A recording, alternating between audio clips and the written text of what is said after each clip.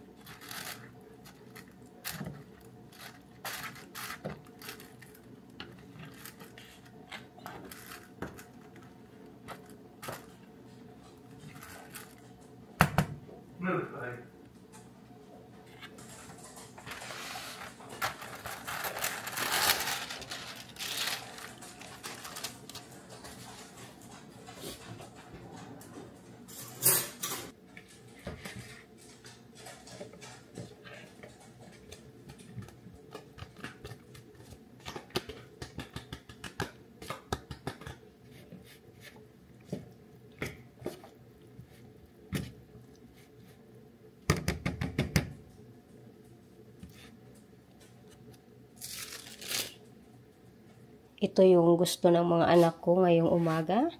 Si panganay, ang gusto niya ay chicken teriyaki. Ayan. Minimix ko na siya. And then, si bunso naman, ang gusto niya ay chicken and fried rice with sauce.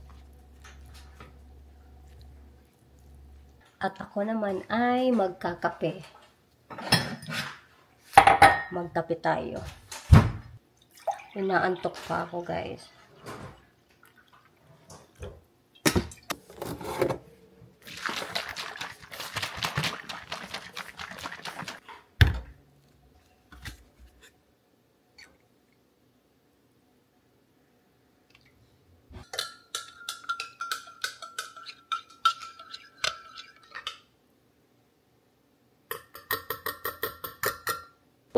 Hello, hello! Magandang hapon, good afternoon.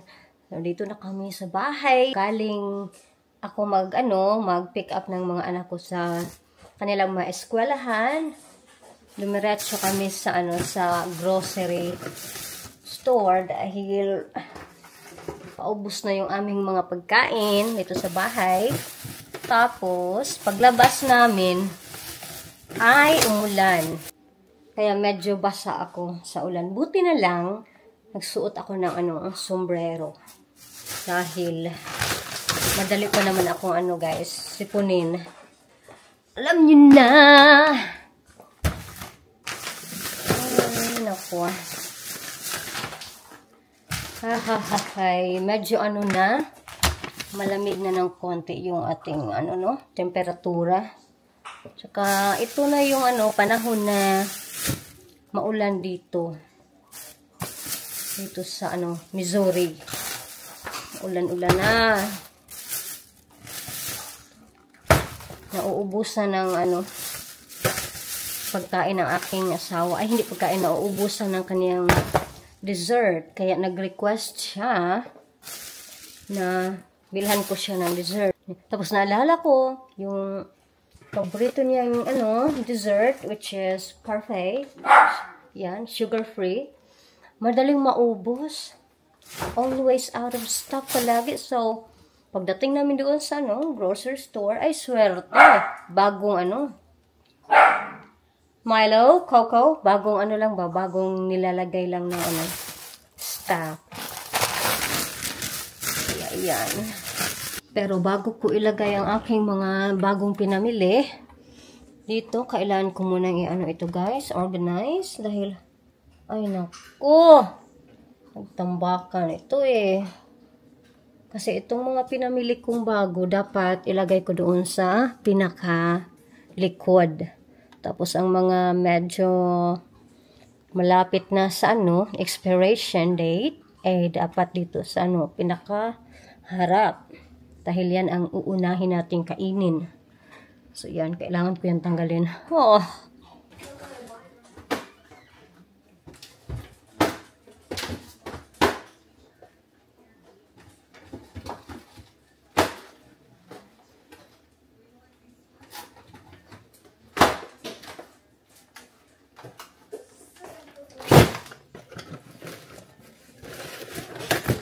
You want something? Just open it up that box. Oh, okay.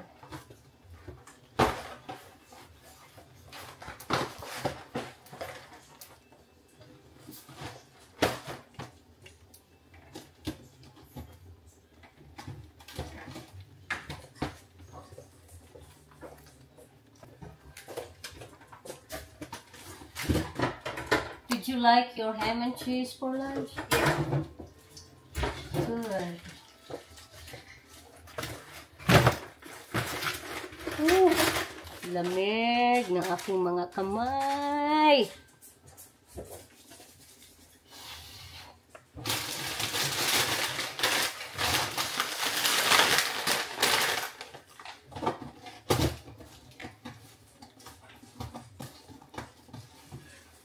Ay, naku, naku.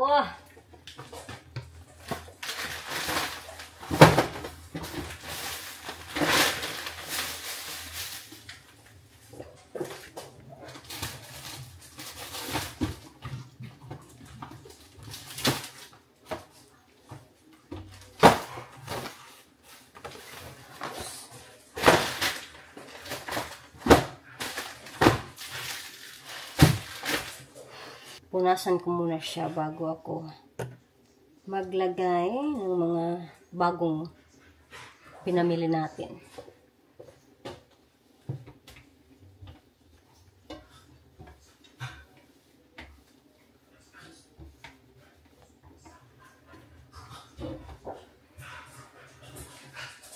So, ayan, medyo may space na tayo para lagyan.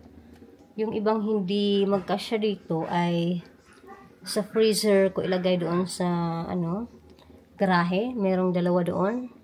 Pero uunahin ko dito kasi palagi kaming nandito kumukuha agad sa morning, afternoon, evening, for dinner. Kaya, ayan. Yung pinaka-importante or yung madalian na pagkain, dito namin nilalagay. Ang ibig sabihin yan, mga tamad lang talaga kami pumunta doon sa garahe. Pintuan lang naman ang nakaharang. Garahe na. Ay, nako. Ang katamaran. Itong bunso ko ay paborito niya ito. Spaghetti and meatballs. Paborito niya yan. Siya na ang nag-iinit yan pag nagugutom. Panganay ko namang anak, bagong paborito niya. Yan, chicken teriyaki. Kumain kami sa last, Sunday sa Japanese restaurant. Kinain niya chicken teriyaki bowl. Abay, ubos na ubos. Tapos sabi niya, nakukulangan daw siya. Sabi ko, ang mahal-mahal ng isang order dahil medyo mamahalin talaga doon. Nakulangan. Sabi ko sa kanya, bilhan na lang kita ng chicken teriyaki dahil doon sa grocery store, makakasave ka. Makakabili ka pa ng ilang boxes for the price. Alam niyo naman, buti pumayag. Kung hindi yun pumayag, ay, mapapa-order talaga kami ng second bowl.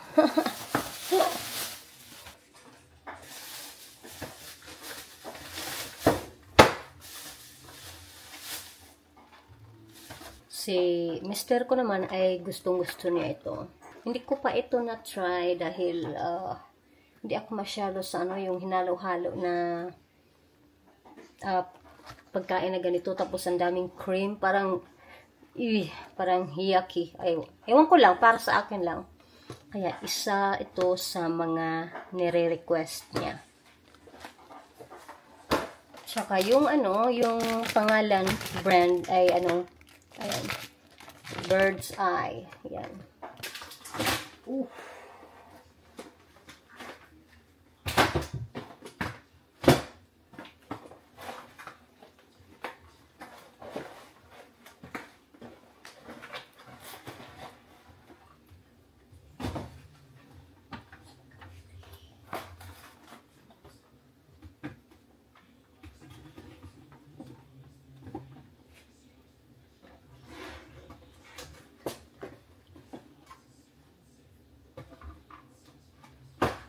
At ako naman ay gusto kong itry ito. Ayan.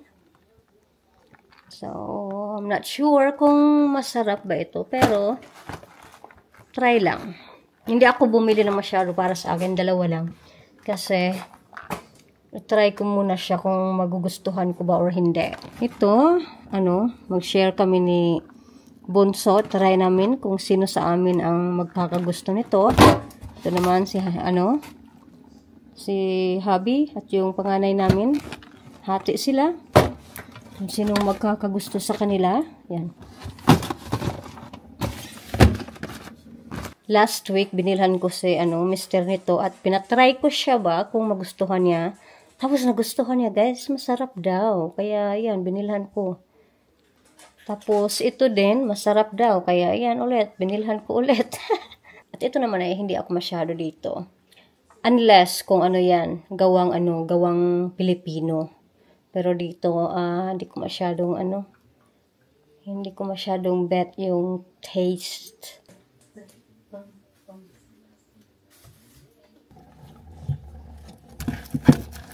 Ayan, maging happy na si mister pag nakita niya ito na nakabili ako.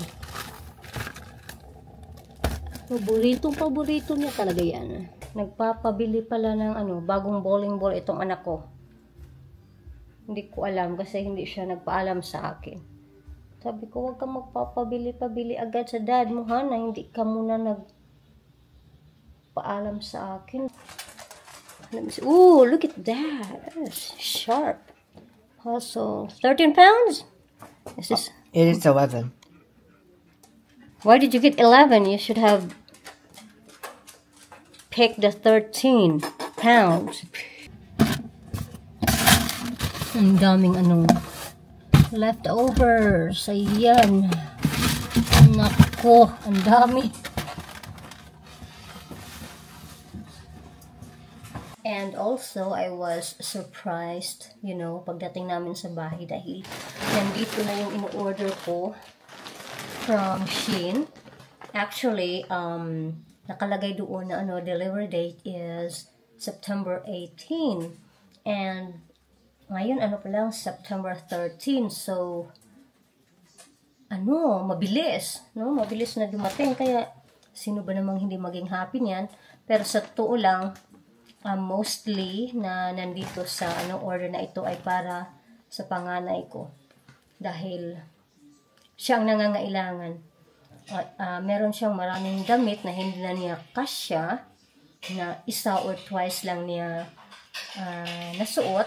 Kaya doon papunta kay Bunso. Ito naman si Bunso, hindi masyadong mahilig sa bagong damit o kaya yung anong term ito? Hindi mahilig sa magpapa-impress palagi. Gusto niya ulit-ulit yung suot niya. Kaya marami din siya mga damit na hindi niya nagagamit. Yung iba, isa o dalawang beses lang din. Pero meron talagang iba na hindi nagagamit.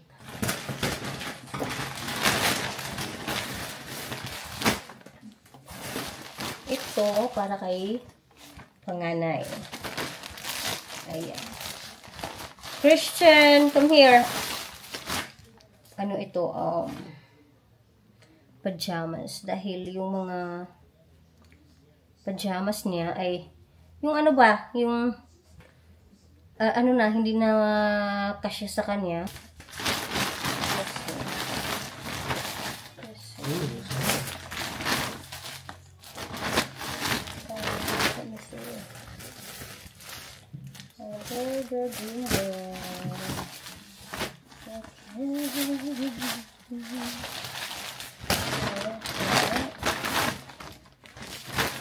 Hold on a second. I think this one. This one is 10. Oh, that's good. Progress. You can wear that to school. Here's your other pajamas. It looks big, but it's small. Yes.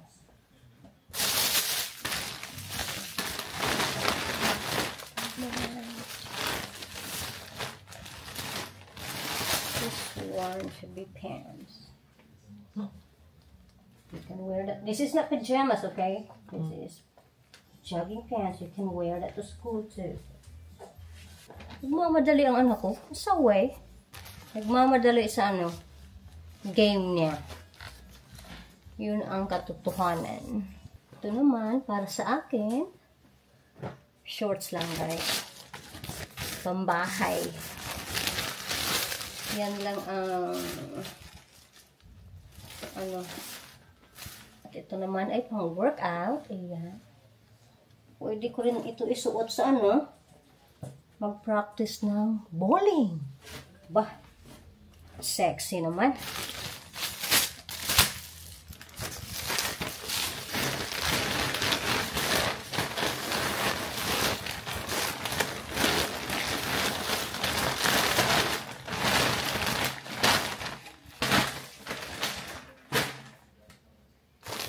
No, nawala na naman ang anak ko. So, ay na bata talaga. Philip, come here. Got you something. Saan na yun? Nawala ang gunting. Ayan dito. Philip! Here, I got you a new pajama set. Wait a minute. Let me cut the tag first. Here. Look at that. It's a game. Look. Game theme. Game print. Because your pajamas are too small. And too short. Oh, look at you! Okay, I'll have to find more. Yung ibang na-order ko, hindi ko natingnan ang... Ay, naku, ano ba naman? Hindi ko natingnan yung quantity bago ko nag-check out. Ow. 2 shorts na pareho na order ko. Yung pambahay na shorts. 2 ding shorts na pang-workout na order ko.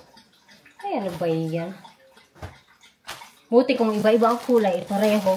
Ay, Diyos. Ito naman po. Tapos, 2 palda. Yan. Na na-order ko. Kaya naman pala, ano ba yan? Alam niyo, ilang beses na ito nangyari sa akin. Sabi ko, next time, tingnan ko muna yung quantity bago ako check out talaga. And dito na naman ngayon. Ibig sabihin, hindi ko pa rin tinitingnan. Ito sa akin, tinatry ko. Sabi ko, bakit ang haba? Sa anak ko pala. Christian! Tapos itong mga bags, kinikip ko sila dahil ginagamit ko sila pag nagpapadala ako sa Pinas. Marami pa sana akong gustong bilhin. Na gustong-gusto ko talaga. Kaso lang, alam niyo na, wala nang budget, kaya wala na. Hindi pilitin kung wala dahil ikaw ang mamumroblema.